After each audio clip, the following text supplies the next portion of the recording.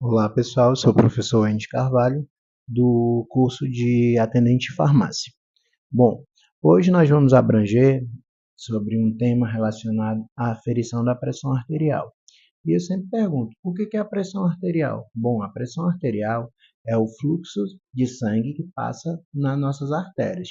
Então, essa pressão que esse fluxo vai sofrer durante o bombeamento do ventrículo esquerdo para a artéria aorta, existem dois processos que acontecem: a sístole e a diástole, que a gente chama de pressão sistólica e pressão diastólica.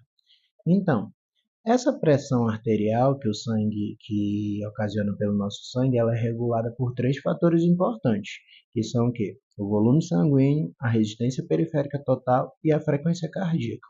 Se algum desses fatores eles estiverem descompensados ou acontecer uma diminuição, pode haver um aumento ou uma diminuição dessa pressão arterial, certo? Então, dentro dessa questão do aumento da pressão arterial, a parede desse vaso sofre uma pressão. Então, como vai sofrer uma pressão, ele acaba aumentando a frequência e o potencial de ação desse fluxo sanguíneo. E a queda quando há uma redução dessa frequência dos potenciais de ação, certo? Então, lá, existe um método que a gente chama um método auscultatório, que é a medição da pressão arterial, que se baseia na correlação da pressão e dos sons arteriais. Nós chamamos eles de os sons de Korotkov, né? Que são os ruídos provocados pelo movimento do sangue nas artérias e que vão servir para a gente determinar essa pressão sistólica e diastólica, certo? Que são de acordo com os batimentos do coração. A diferença da pressão sistólica e a diastólica é conhecida como pressão de pulso, né? E a gente sabe que sístole e diástole são o quê? Contração e relaxamento do coração.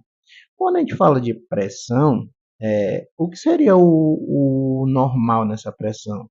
Por exemplo, quando a pressão apresenta a sístole menor ou igual a 120 e a diástole menor ou igual a 80, nós consideramos uma pressão arterial normal. Se essa pressão passar de 121 a 139 sístole e 81 a 89 diástole, a gente caracteriza como pré-hipertensão. E dentro de cada aumento dessa pressão existe um estágio para enquadrar o paciente, sendo que maior ou igual a 180 e maior ou igual a 110, a pessoa precisa ter muito cuidado, porque é uma hipertensão estágio 3. Tá? Então, que aparelho que a gente utiliza hoje para caracterizar, para quantificar essa pressão arterial? A gente usa o esfigmomanômetro, né? E um estetoscópio, que seria o esfigmomanômetro manual, mas hoje em dia nós usamos o esfigmomanômetro digital. Então é bem prático, é fácil de aferir essa pressão. E aí, quais são esses fatores que vão ocasionar o aumento ou diminuição dessa pressão? Existem alguns fatores de risco que a gente fala muito sobre a questão da idade. A associação direta da idade está por conta do envelhecimento da musculatura lisa, que é o tecido conjuntivo dos vasos sanguíneos. Então, a idade é um fator predisposto, mas hoje em dia também existe muita questão genética, a questão alimentar, que está atrelada justamente ao fator de risco 2, que é o excesso de peso e obesidade. Então, houve um aumento muito grande. Então, a prevalência da essência de peso, do sobrepeso e da obesidade cresceu muito. E isso é um fator importantíssimo, um fator de risco para o aumento dessa pressão arterial. Então, a ingestão de sal em excesso, o consumo do sódio em excesso, que é o sal, ou então alimentos que são ricos em sódio, a pessoa tem que ter muito cuidado, porque já associa-se a eventos cardiovasculares, e não só cardiovasculares, como renais. A ingestão de álcool, ou seja, tem pessoas que consomem álcool de forma crônica, e esses elevados níveis de álcool vão fazer o quê? Vão aumentar essa pressão arterial, e não só aumentar a pressão arterial, como causar outros problemas relacionados ao sistema hepático, sistema renal. O sedentarismo, observou-se que o sedentarismo se atrela muito à questão do sobrepeso, da obesidade. Por quê? Porque as pessoas não praticam nenhum tipo de atividade física. E é ideal para diminuir o risco da pressão arterial. Aí outro fator que nós temos bem importante é a questão genética, né? E vários estudos mostram que o forte impacto da genética está atrelado aos níveis de predisposição para desenvolver hipertensão. Não só hipertensão, como outras doenças crônicas, né? A questão dos fatores de risco entre o sexo e a etnia. a questão da miscigenação, isso são fatores também que atrelam, de acordo com a raça ou com o sexo, a pessoa pode ter mais predisposição a desenvolver hipertensão.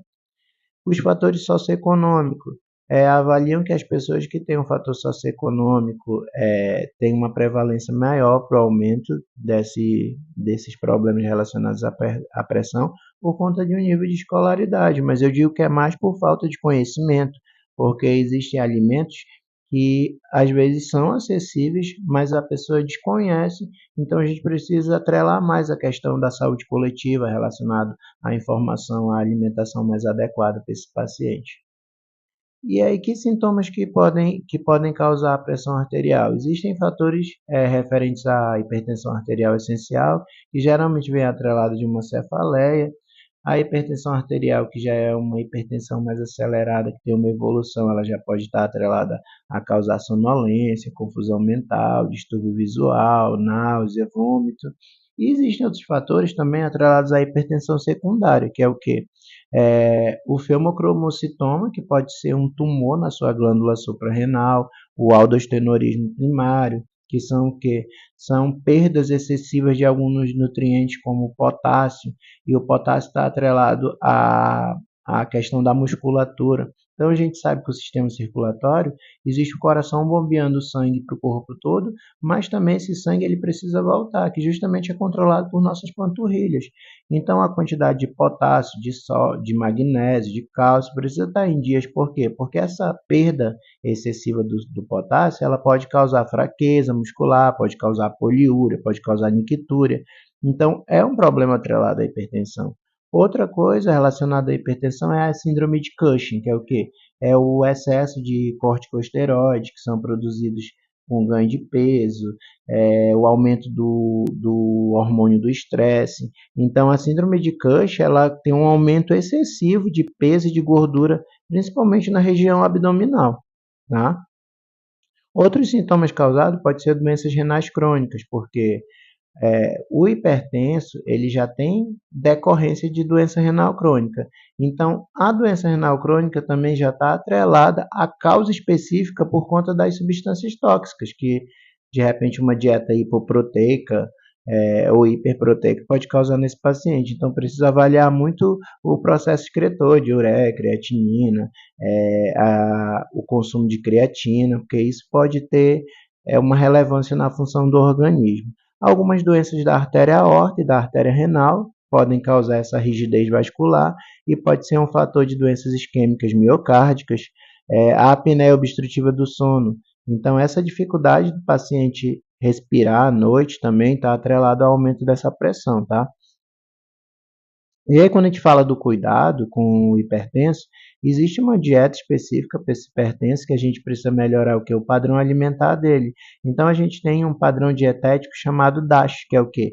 É uma dieta apropriada para pessoas hipertensas, onde a gente indica que a alimentação seja rica em frutas, hortaliças, fibras, minerais, laticínios com baixo teor de gordura. Por quê? Porque isso vai ter um impacto diretamente na diminuição dessa pressão arterial e diminuir e melhorar o consumo de potássio, magnésio, cálcio, porque isso ajuda no contexto geral.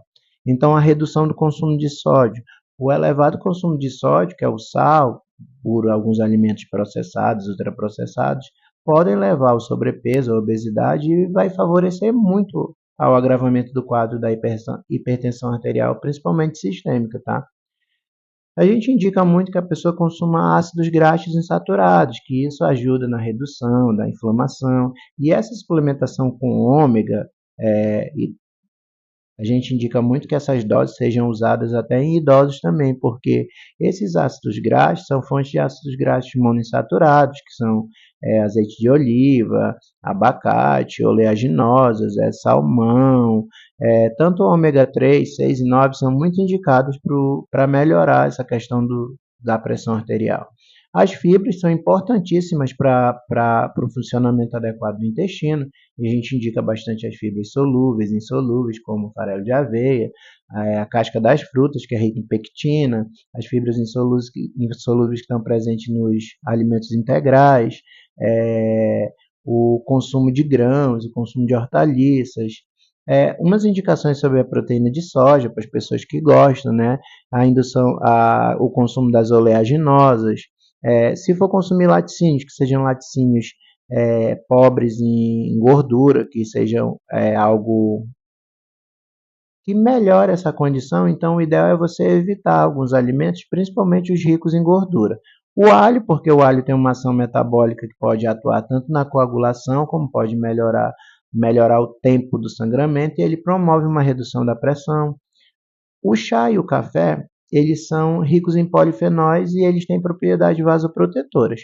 Mas aí o paciente hipertenso, alguns têm que ter cuidado, porque eles têm muita como é que posso dizer, muita sensibilidade a esses tipos de alimento, porque o café e o chá, alguns deles alteram o metabolismo, então a pessoa pode sentir um leve desconforto. O chocolate amargo é indicado, porque também é rico em polifenóis por conta do cacau e pode ajudar muito na diminuição, tá? E aí o tratamento do paciente hipertenso é indicado que seja feito o tratamento não medicamentoso, que envolve toda esse cuidado com a alimentação, a prática da atividade físicas, a pessoa não fumar, não ingerir álcool, controlar o estresse, e o tratamento medicamentoso, que é utilizado através dos antihipertensivos, que precisa verificar a indicação com o seu médico ou cardiologista, porque dentro dos medicamentos hipertensivos nós temos vários tipos: diuréticos, beta-bloqueadores, alfa-bloqueadores, vasodilatadores, inibidores de algumas substâncias. Então, você precisa fazer um acompanhamento. E dentro dos postos de saúde, existe o acompanhamento dos profissionais que fazem esse acompanhamento do paciente hipertenso, orientando sobre a alimentação, sobre a medicação e fazer o acompanhamento frequente, tá, gente? Então, procure, se você desenvolver algum desses sintomas, procure um postinho, faça o seu mapa, identifique, tome a medicação, faça o tratamento não medicamentoso e busque mais qualidade de vida, tá? E eu deixo aqui meu grande abraço para vocês e até a próxima aula.